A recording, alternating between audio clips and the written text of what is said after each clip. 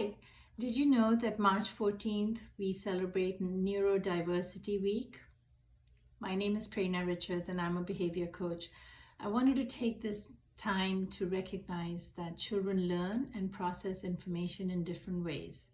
So as we come up to celebrating this week, it's really important to pause and see how neurodiversity shows up in young children. What it basically means is children learn and retain information and process the world in a different way. So in young children, it mostly shows up through this sensory exploration and sensory understanding.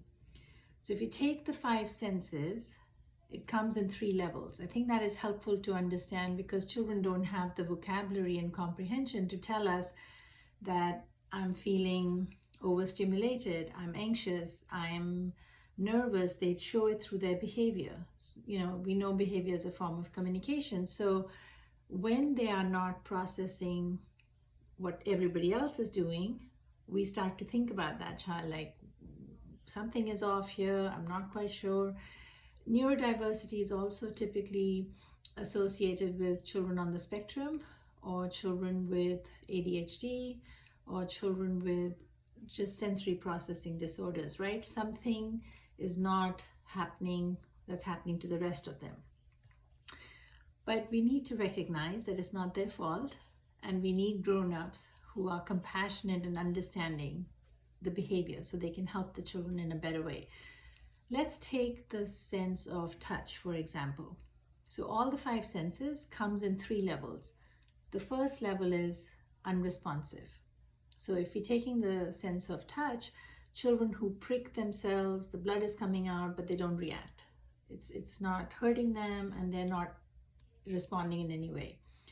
Or they touch something hot and they don't respond like others would. So that's unresponsive, it's the first level. The second one is they're sensitive to it. They avoid touching different textures, they avoid eating different texture things. They get overstimulated very quickly. If somebody comes too close to them or somebody touches them, they might react. So sensitive is the second level. And the third one is they crave it. I was in a classroom the other day and this little boy, he's 3.5 years old. And the minute I walked in, he came up right up close to my face. He doesn't know me, I'm a stranger to him. He came up right close to me and he gave me a kiss. And then he hugged me around my waist and he started kissing my hand, and I was wearing a wrap and he took the wrap and he started stroking it on his face. Clearly I could tell that he was craving sensory through his touch. And I was, when I was coaching the teacher, I suggested to her that maybe giving him tight hugs would be something that he would appreciate. And the next day the teacher had done it during circle time. He was sitting in another teacher's lap and she was giving him big bear hugs and he stayed calm the whole time during circle time, and normally he would have been dysregulated. Another great way to think of these children who are not following the norm is that they're experiencing the emotion of hangry. I'm sure you've experienced hangry, right? When you're hungry and angry at the same time, you just get anxious and you get stressed out and you're frustrated and you can't focus. Children who are struggling with neurodiversity, meaning that they're processing the world in a different way, are hangry majority of the time. They don't know how to self-regulate, they don't have the coping mechanism, and they need grown-ups who can be understanding and compassionate to meet them where they're at.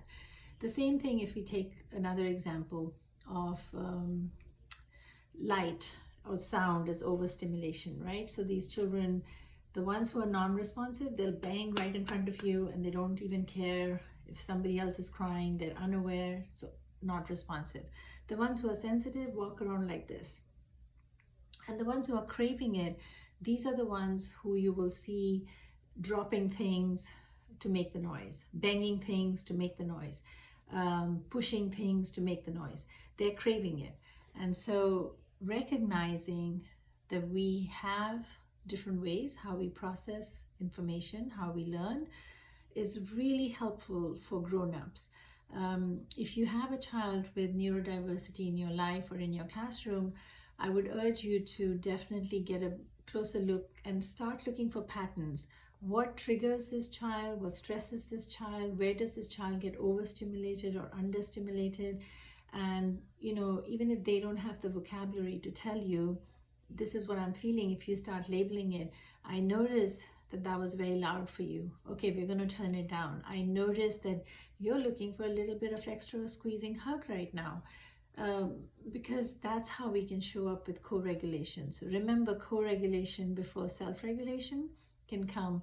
And I hope you found this helpful. And if you liked, subscribe and stay in touch with the future videos coming up. And if you have any children that are out of sync in your classroom at home, just know that it isn't their fault and they need grown-ups with love and compassion and understanding and patience, instead of getting impatient with them that why can't you do what everybody else is doing.